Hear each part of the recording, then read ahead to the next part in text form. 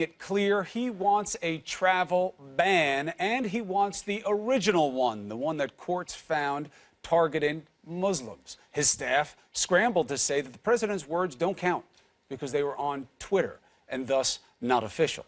Now, that is absurd and raises the question of why the president would do this. Why would he undermine his own White House message? And how does this odd confusion affect governing? Let's ask Democratic Congresswoman and House Minority Leader Nancy Pelosi. It's good to have you with us. There are a number of topics to discuss today, but what do you make of what happened yesterday? The big guns, Kellyanne Conway, Sebastian Gorka, going out there and saying, no, those tweets from the president, which took time and he was very clear about, they don't count. That's not policy. He didn't mean it. Well, I'd like to hear what he has to say about that. I think, frankly, that what he's talking about is a complete disregard for the Constitution. And this is what the courts are about. This is about the balance of power. And here he is saying, even though the courts have rejected one version or another of what he has put forth, he's doubling down. He does succeed in doing one thing, it's keeping all the attention on him. There's so many things we should be doing, job creation and all the rest. Let's have that debate and the rest. But he just keeps bringing attention to him. Why do you think? It's a tactic. What do you think's going on? I mean, we've never seen this before. I mean, you know, the Obama administration had its problems with the media. But the idea of the president going out of his way to undercut the spin of the White House is unusual. Well, it is unusual, but as I've said, if you want a job at the White House, know your blood type, because you're going to get thrown overboard at some point or discredited, and you see that happening. But I think it'll be interesting to see how he reacts to their reaction to him. But he doesn't care. As long as we're talking about him, good, bad, or indifferent, the attention is not for example, where's your jobs bill? It's 6 months into your term. Where is you've been elected, what, 8 months ago in November? Where is your jobs bill? That's what the election was about the future. And now all we're talking about is Donald Trump. Well, you have some big issues coming up. The president actually tweeted this morning, to the extent that it counts, about his desire to meet with the big Republicans and get going on taxes and health care to get it right. What is your understanding of the progress?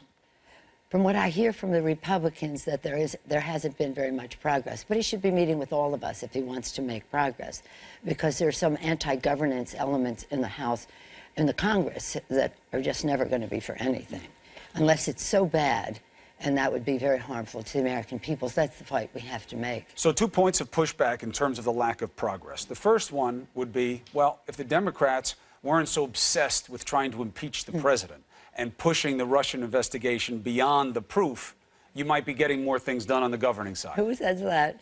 I'm saying it. Well, gosh, they have the majority of the House, they have the majority of the Senate, and they have the White House any day of the week. But the Russia investigation is dominant for good and maybe political reasons. No, I don't think so. I think this is beyond politics.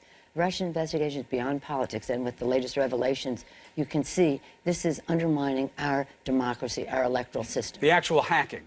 The hacking, the altering maybe, and the dumping undermined our election. So we should have an outside independent commission to study what that is. We have tried to say this is critical infrastructure. The Republicans have resisted that. But we must protect the elements, the mechanism of our elections. Right, but the collusion argument, which a lot of Democrats state as a fact, like, oh, the collusion case. There is no collusion case. We haven't seen any proof. And again, I know the investigation's not over. We don't know what evidence they have or don't have.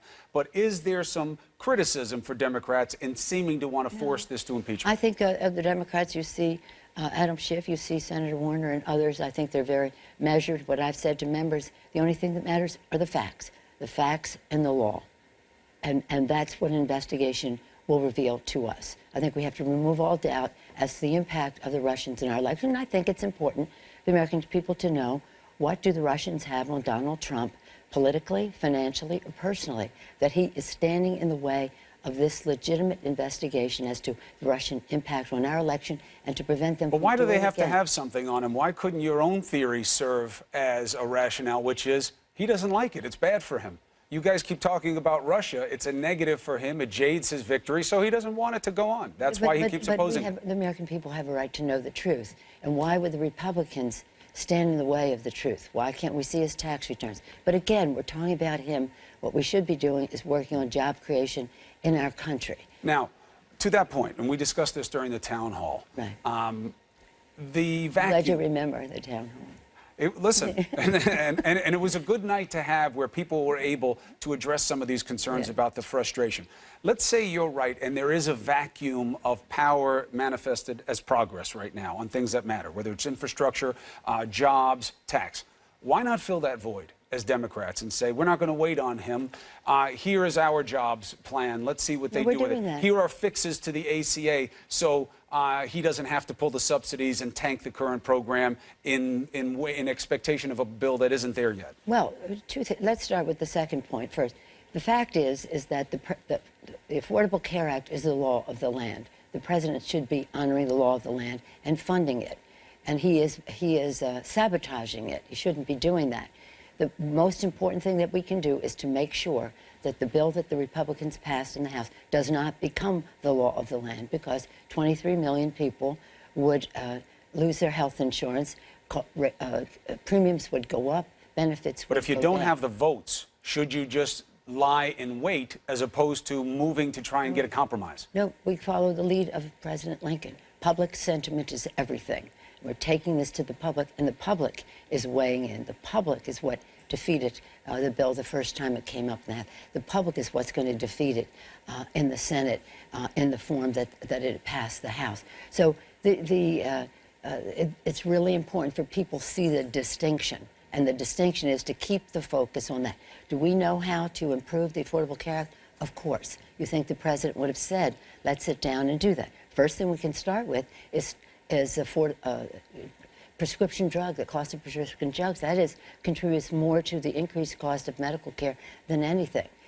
We could have certainty in terms of the funding of the Affordable Care Act, which the president has placed in doubt. And when it's in doubt, the insurance companies say, we don't know how to set our rates, or we have to set them higher because we don't know if we'll have the cost sharing. Uncertainty. The uncertainty of that. We have to address issues that relate to young people to attract more of them into it. So there is any bill that has passed Congress, Civil Rights Act, Medicare, Medicaid, Social Security, all of it should be subjected to scrutiny as to how it can be done better. But if it's being sabotaged, that's at his doorstep. And if the rates go up, that's at his doorstep because he is not obeying the law of the land. Representative Nancy Pelosi, appreciate you being here. We know that there's a lot to discuss. Yeah. We have the big testimony coming up on Thursday after it. I'd love to get your thoughts. That's right. And let's just say the president has said he's not going to stand in the way of Comey testifying. I don't know if there'd be a bombshell, but there'll be a door opening. And I want to make sure that there's no executive privilege for many of the people in his administration who could go through that door. We'll see soon enough. Thank you for being with us on New Day. Allison.